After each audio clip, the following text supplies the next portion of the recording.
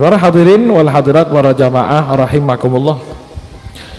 Bertepatan dengan malam hari ini, tepatnya pada saat ini ya, yaitu terjadi peristiwa tanda kebesaran Allah Subhanahu wa taala, yaitu khusuf atau gerhana bulan ya. Terjadi gerhana bulan saat ini, bahkan kalau tidak salah puncaknya adalah jam 17.59, berarti saat ini kan. Satu tanda kebesaran dari Allah Subhanahu wa taala yang disebutkan langsung oleh baginda Nabi Muhammad sallallahu alaihi wasallam, yang mana Rasulullah sallallahu alaihi wasallam dan para sahabat pernah mengalami gerhana tersebut ketika meninggalnya putra Nabi Muhammad, yaitu Sayyidina Ibrahim. Ketika wafat Sayyidina Ibrahim, ternyata bertepatan dengan gerhana, bertepatan dengan gerhana, sehingga masyarakat ketika itu mengatakan, oh ini langit bersedih, langit tertutup gara-gara meninggalnya putranya Kanjeng Nabi ya. Akhirnya disangkut pautkan dengan wafatnya putranya Kanjeng Nabi, dan Kanjeng Nabi di situ tegas. Kalau andai kata Kanjeng Nabi itu adalah orang yang pencari popularitas, kan tinggal ngomong, iya anak saya, kan gitu nih, kan tinggal ngomong saja. Tambah kayak zaman sekarang nih Pak, ketika panjenengan bikin acara terang, wah mari acara selesai wassalamualaikum biur utang ini kan gitu nggih. Kenapa? Kayaknya hujan atau tidak hujan itu mengikuti kita, hebat. Kalau ada orang mati, kemudian mungkin saudara kita atau orang tua kita mati, wafat, dan yang ada masih panjang umur ya, diberikan sholat. Kadang-kadang ada turun hujan dan lain sebagainya, disangkut pautkan, oh ini langit pun berduka sih ya. Apa kata Rasulullah SAW? Rasulullah tidak mengatakan, iya ini hebat putra saya yang wafat. Kalau andai kata Nabi Muhammad mencari popularitas, pasti Nabi Muhammad ngomong begitu, mumpung tepaan, kapan lagi kan ya. Ternyata Kanjeng Nabi, beliau mengatakan, inna syamsa wal qamara ayatani min ayatillah. Matahari dan bulan ini adalah dua makhluk yang merupakan tanda kebesaran Allah.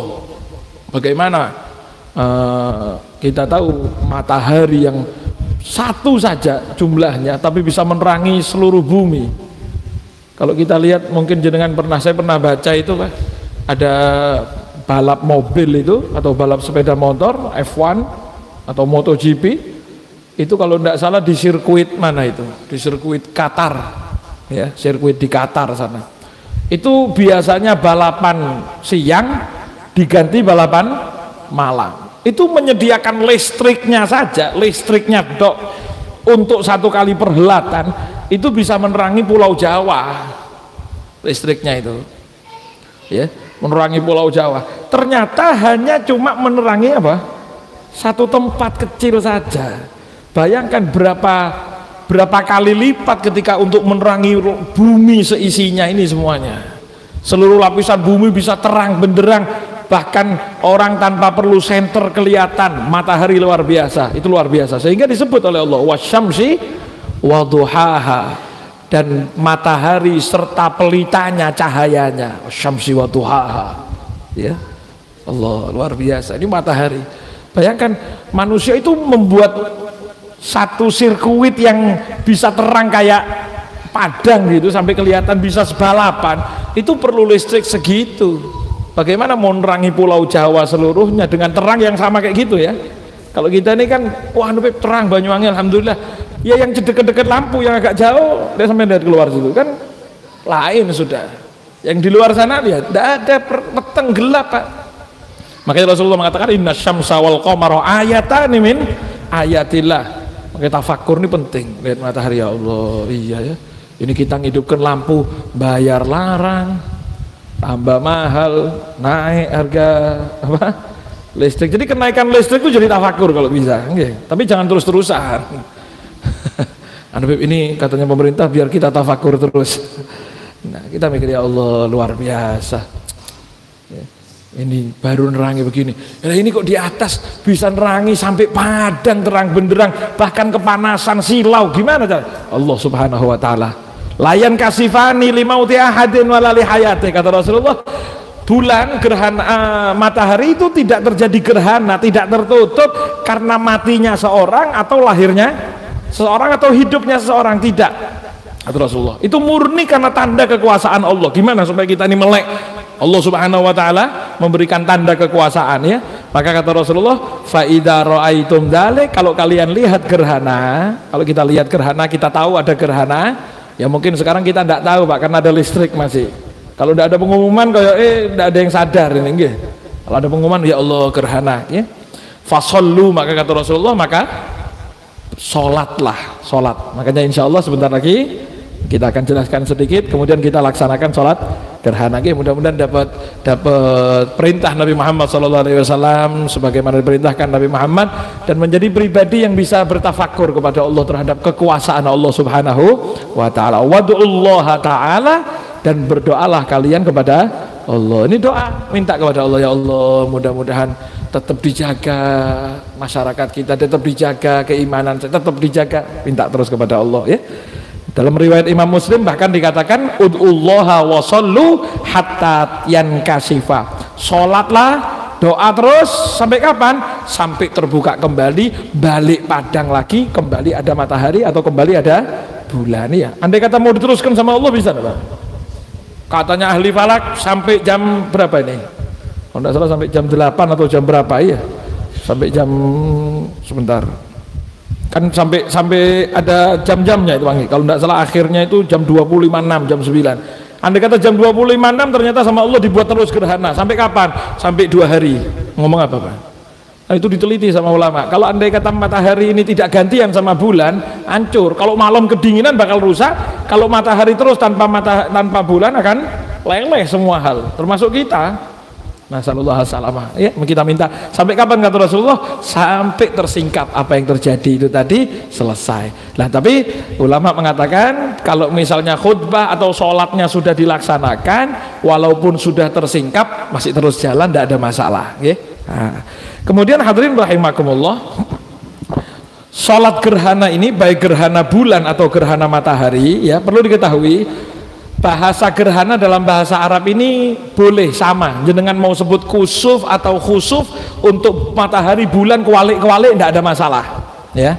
Cuma sebagian ulama ahli bahasa mengatakan kusuf pakai K itu untuk matahari, kalau pakai kho khusuf itu untuk bulan. Jadi jenengan ketika nanti niat usolli sunnatal khusufi pakai kho, ya. Beb, saya tadi kewalik, tidak apa-apa, karena memang ada ulama yang mengatakan kusuf juga untuk matahari. Usolli sunnatal khusufi rakaataini, yang jadi makmuman lillahi ta'ala, sunnatal apa? Khusuf, ya, khusuf. Nah, salat sunnah khusuf ini hukumnya sunnah muakkadah, sunnah yang betul-betul ditekankan, jangan sampai luput, ketika ada jangan sampai ditinggalkan. Karena Rasulullah SAW sendiri diriwayatkan Rasulullah melaksanakan sholat khusuf, ya. Rasulullah melaksanakan gerhana matahari, sholatnya dalam riwayat Imam Bukhari dan Imam Muslim. Juga diriwayatkan masalah khusuf qamar, gerhana bulan ini dalam riwayat Imam Ibnu Hibban. Asalnya dari mana? Asalnya selain Rasulullah SAW memberikan perintah dalam ayat la tasjudu lisyamsi wala lil qamari wasjudu lillah.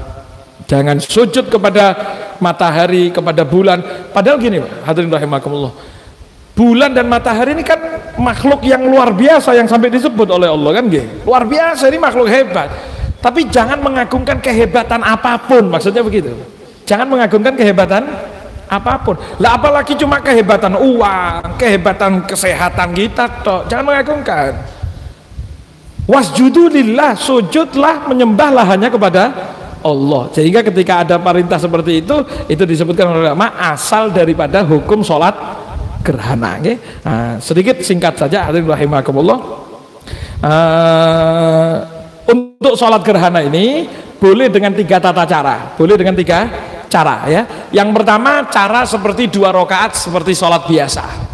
Ya, seperti sholat biasa. Gimana? Ya sudah, usolli sunnatul khusuf rakaat ini lillahi ta'ala Allahu akbar, sholat seperti 2 rakaat, selesai. Ya, sampai ketika sholat sunnah qobliyah, ba'diyah seperti itu ya. Ada cara yang kedua, yaitu cara yang pertengahan. Yaitu setiap rakaat itu punya 2 kali rukuk dan 2 kali berdiri. Ya, 2 kali rukuk dan 2 kali berdiri. Jadi begitu Allahu akbar, kemudian membaca iftitah, ya, iftitah tetap di pertama berdiri. Kemudian sunnah membaca ta'awud, a'udzubillahi minasyaitonir rajim, baru Fatihah. Setelah Fatihah baca surat. Suratnya apa? Bebas, yang pendek-pendek biasa, tidak ada masalah ya. Kemudian rukuk Allahu akbar, rukuk berapa? Pertama, dalam rakaat pertama. Selesai baca sami Allahu liman hamidah, berdiri lagi ya. Nah, sebagian ulama menyebut namanya tetap iktidal, tidak ada masalah, walaupun itu sebetulnya bukan iktidal karena berdiri untuk kedua kalinya. Sami Allahu liman hamidah, sami Allahu liman hamidah tetap. Kemudian baca Fatihah lagi, baca surat lagi. Suratnya apa? Pendek lagi, kalau bisa pendeknya lebih pendek dari yang pertama ya. Kemudian setelah yang kedua baru rukuk Allahu akbar, subhana rabbiyal a'la, selesai sami Allahu liman hamidah, tidak usah sedekap lagi, sudah seperti biasa sujud red. Nah, itu berarti rakaat pertama. Rakaat kedua bagaimana? Ya begitu lagi, balik rakaat kedua ya tidak usah perlu iftitah, langsung a'udzubillah dan Fatihah. Selesai Fatihah, surat, rukuk, sami Allahu liman hamidah, sedekap lagi, a'udzubillahi minasyaitonirrajim, Fatihah lagi, surat, seperti itu ya, sampai habis, sampai tahiyat, assalamualaikum, assalamualaikum. Kemudian disunnahkan juga untuk khutbah, 2 kali khutbah sebagaimana khutbah Jumat, seperti itu. Rukun-rukunnya, syarat-syaratnya seperti khutbah Jumat. Tapi tidak ada yang bisa khutbah, saya mau sholat sendirian 2 orang, 3 orang, tidak ada yang bisa khutbah, walaupun tanpa khutbah pun boleh. Okay? Jadi antara sholat dengan khutbahnya ini sama-sama sunnah. Andai kata satu tok yang dikerjakan boleh-boleh saja. Sholat saja tidak pakai khutbah, boleh-boleh saja ya. Nah, itu cara yang kedua. Cara yang ketiga yaitu sama seperti cara kedua, cuma doa surat yang dibaca adalah surat-surat panjang. Sayyidina sahabat itu melihat Nabi Muhammad tidak pernah sholat sepanjang sholatnya Nabi ketika gerhana. Jadi yang dibaca ketika rakaat pertama kan 2 kali berdiri nggih. Selesai Fatihah, rakaat pertama berdiri yang pertama Al-Baqarah. Wah. Ini insya Allah malam hari ini kita pakai cara yang ini nggih. Yang imami Ustaz Muhammad Yasin. Nah, saya pulang saja. Siap nggih? Ini perlu diketahui ini. Imam berhak menentukan yang mana saja walaupun makmum tidak setuju. Khusus sholat ini. Karena sholat lain, kalau sholat lain makmumnya gerundel sampai baca Allahu Akbar, mari Fatihah mau col waqiah, itu wong pegel, itu imam tidak boleh, itu tidak boleh, kecuali di tempat-tempat khusus seperti pondok yang makmumnya bisa diatur karepe dhewe tidak apa-apa. Tapi kalau makmum umum tidak boleh Pak, sholat Yasin, sholat maca tabarok, tidak boleh. Lihat makmumnya, kalau sekiranya makmum tidak setuju. Tapi ada makmum mesti kulhu ya protes kari suwi macamnya. Tidak dianggap itu. Lah, khusus sholat gerhana ini walaupun makmum tidak setuju maka tetap tidak dosa imamnya. Jadi kok karepku Pak. Nanti karepe saya, nanti moro-moro alif lam mim jangan kaget sampean nggih. Siap nggih? Saya yang tidak siap. Nggih. Lah itu Rasulullah rakaat pertama berdiri pertama Al-Baqarah. Berdiri yang kedua Ali Imran. Berdiri ketiga Al-Maidah kan ya, An-Nisa. Berdiri yang keempat di rakaat kedua Al-Maidah. Itu berapa juz itu Pak? Sampai Al-Maidah berapa juz itu? Ya sudah banyak juz pokoknya sudah nggih. Kalau dilaksanakan bisa jadi sampai jam 9 ini nggih. Tapi itu cara yang terafdol dan itu pernah dilaksanakan oleh Al-Imam Abdurrahman bin Ubaidillah Segaf di kota Sewun. Ketika beliau Allahu Akbar takbir, makmum banyak full masjid Sewun itu Pak. Ketika itu sholat Allahu Akbar alif lam mim langsung praktek.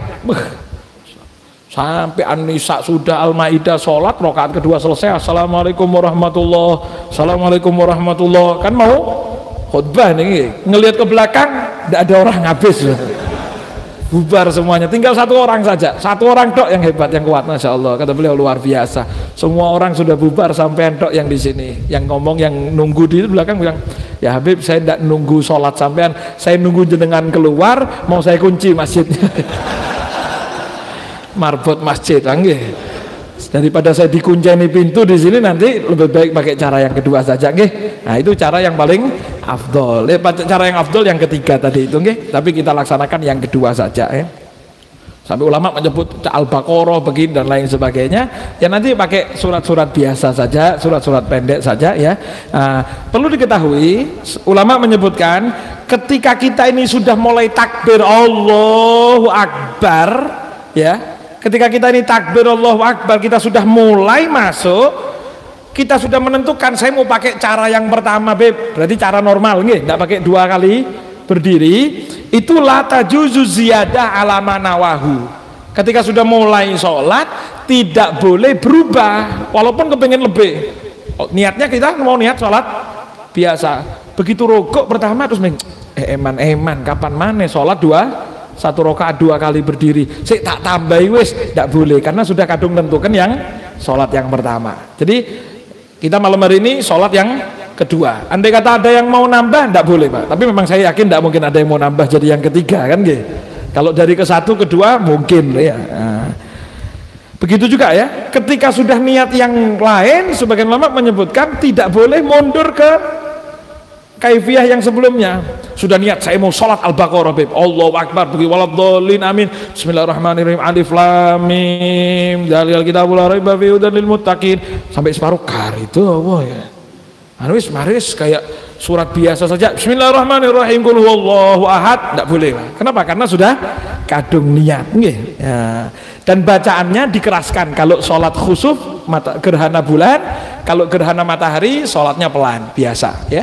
Kemudian dilaksanakan khutbah sholat gerhana matahari atau gerhana bulan dengan 2 kali khutbah yang sama seperti seperti sunnah-sunnah rukun-rukunnya sholat Jumat, sama seperti khutbah Id, sama, cuma tidak pakai takbir seperti sholat Id itu saja, ya. Dan juga dianjurkan yang punya uang sodako malam hari ini keluarkan sodakohnya, okay? Yang punya uang lebih sodako, kembali kepada Allah, tobat, sodako, apapun dilaksanakan. Sunnah istighfar yang banyak. Jadi jenengan perjalanan pulang nanti jangan lupa istighfar, astagfirullah, ataupun yang lainnya, silahkan, ya. Pokoknya sadar akan perbuatan kita, jauhkan diri dari maksiat, sadar akan kebanyakan maksiat kita ke hadapan Allah Subhanahu wa taala. Mudah-mudahan diampuni oleh Allah Subhanahu wa taala. Nggih, insyaallah kita laksanakan. Mudah-mudahan jadi amal yang diterima, dan termasuk mudah-mudahan sebagai orang yang betul-betul kembali kepada Allah Subhanahu wa taala. Dan sedekah itu betul, Pak. Sedekah itu langsung anjuran Kanjeng Nabi. Rasulullah beliau bersabda dalam riwayat lain, watasodaku, dan bersodakohlah kalian. Bahkan Nabi Muhammad SAW saking tahunya keadaan langit dan bumi dan lain sebagainya ini, Rasulullah beliau bersabda, ya umat Muhammad, wahai umat Kanjeng Nabi Muhammad, wahai umatku, wahai umatnya Rasulullah, wallahi demi Allah, lau ta'lamuna ma a'lam, kalau kalian tahu apa yang saya tahu, kalian bisa lihat juga gimana bisa jadi murkanya Allah, atau gimana yang Allah sediakan ini, la dhahiktum kal qalilan wala bakaitum katsira, kalian akan tertawa sedikit, tidak mati ketawa kita ini bisa kalau tahu seperti tahunya Kanjeng Nabi. Wala bakaitum katsira, kalian akan nangis saking takutnya. Bisa jadi ini diruntuhkan sama Allah langsung. Naudzubillah min dzalik. Mudah-mudahan diselamatkan oleh Allah Subhanahu wa taala. Mudah-mudahan jadi amal yang manfaat kita laksanakan, mudah-mudahan diterima oleh Allah Subhanahu wa taala. Amin amin ya rabbal